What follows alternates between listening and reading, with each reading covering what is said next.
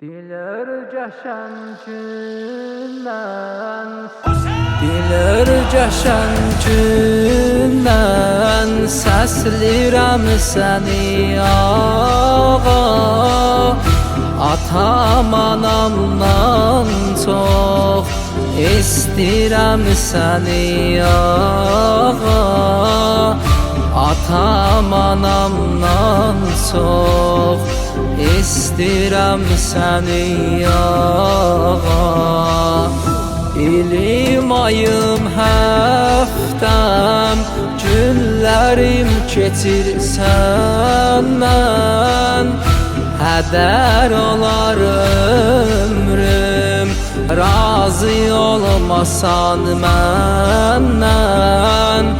Hədər olar ömrüm Razı olmasan məndən Anam verən südü Haqqını eylərəm əda O qədri ağlaram Canım ola sənə fəda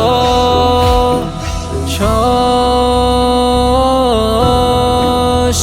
bəzmi matəmində gözlərim dola Qara köynəyin mənə kəfən ola Sən eylə kərəm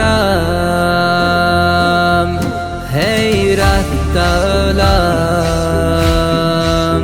Sən eylə kərəm heyrətdə öləm Əzizim Hüseyin Əzizim, əzizim, əzizim Hüseyin Əzizim, əzizim, əzizim Hüseyin Nə talibəm ağa Şanı şöhrətə taca Şahid cahan olsam Kərbəlaya möhtacəm Şahid cahan olsam Kərbəlaya möhtacəm Şam-ı səhər ruhim Kərbəlada mehmandir Hərəm fəraqimdə yandı qəlbim odlandı Hərəm fəraqimdə yandı qəlbim odlandı Səni anan canı qoyma məni şəmadətəm Darıxmışam ağa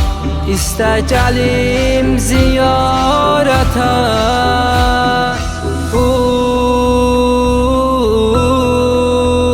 Qəlbi tiri eşq ilə gərək böləm Altı cuşə qəbri bir görəm öləm Eşqimdir Hüseyin Beynul hərəmin Eşqimdir Hüseyin Beynul hərəmin Əzizim Hüseyin Əzizim, əzizim, əzizim Hüseyin Əzizim, əzizim, əzizim Hüseyin